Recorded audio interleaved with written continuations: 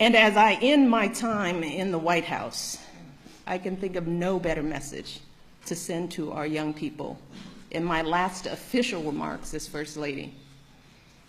So for all the young people in this room and those who are watching, know that this country belongs to you, to all of you, from every background and walk of life.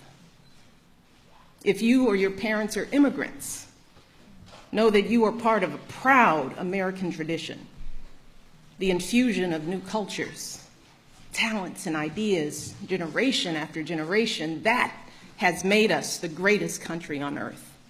If your family doesn't have much money, I want you to remember that in this country, plenty of folks, including me and my husband, we started out with very little, but with a lot of hard work and a good education, anything is possible, even becoming president.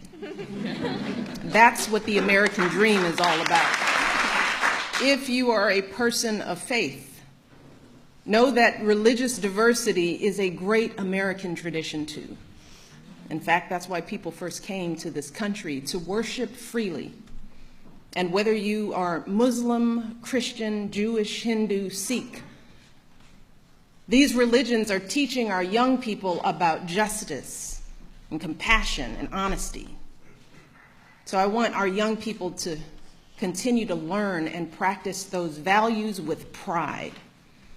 You see, our glorious diversity, our diversities of faiths and colors and creeds, that is not a threat to who we are. It makes us who we are. So the young people here and the young people out there, do not ever let anyone make you feel like you don't matter or like you don't have a place in our American story, because you do. And you have a right to be exactly who you are. But I also want to be very clear. This right isn't just handed to you. No, this right has to be earned every single day. You cannot take your freedoms for granted.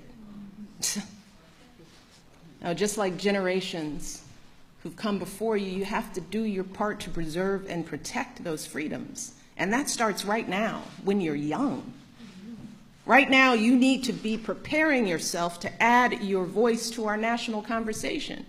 You need to prepare yourself to be informed and engaged as a citizen, to serve and to lead, to stand up for our proud American values and to honor them in your daily lives.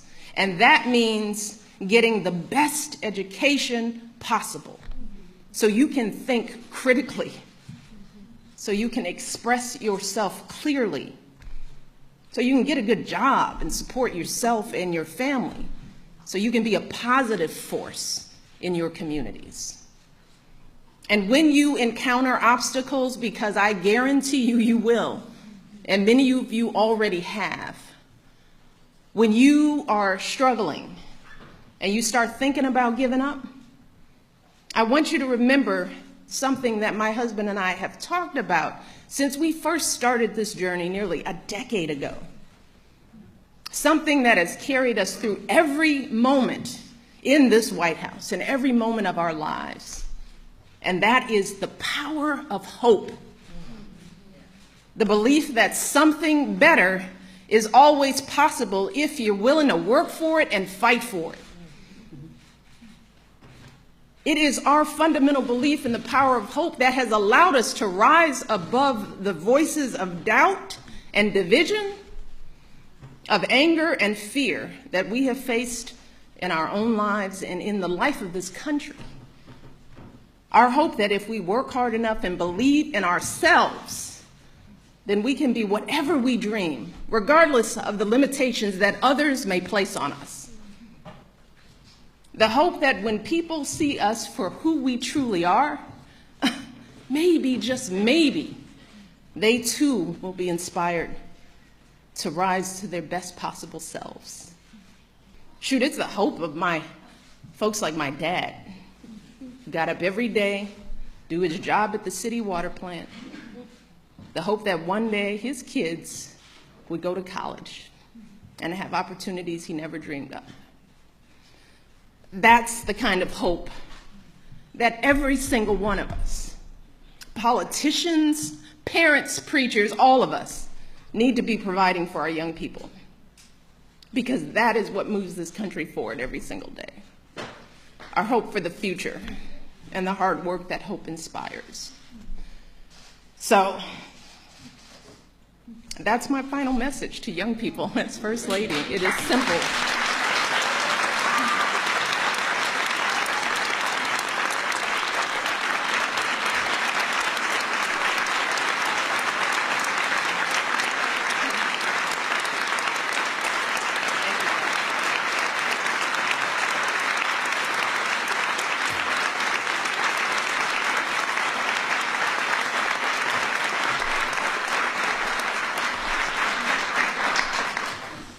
I want our young people to know that they matter, that they belong. So don't be afraid. You hear me? Young people, don't be afraid. Be focused. Be determined. Be hopeful. Be empowered. Empower yourselves with a good education. Then get out there and use that education to build a country worthy of your boundless promise. Lead by example with hope, never fear. And know that I will be with you, rooting for you and working to support you for the rest of my life. And that is true, I know, for every person who is here today, and for educators and advocates all across this nation who get up every day and work their hearts out to lift up our young people. And I am so grateful to all of you for your passion and your dedication and all the hard work on behalf of our next generation. And I can think of no better way to end my time as First Lady than celebrating with all of you. So I want to close today by simply saying thank you. Thank you for everything you do for our kids and for our country. Being your First Lady has been the greatest honor of my life, and I hope I've made you proud. Thank you.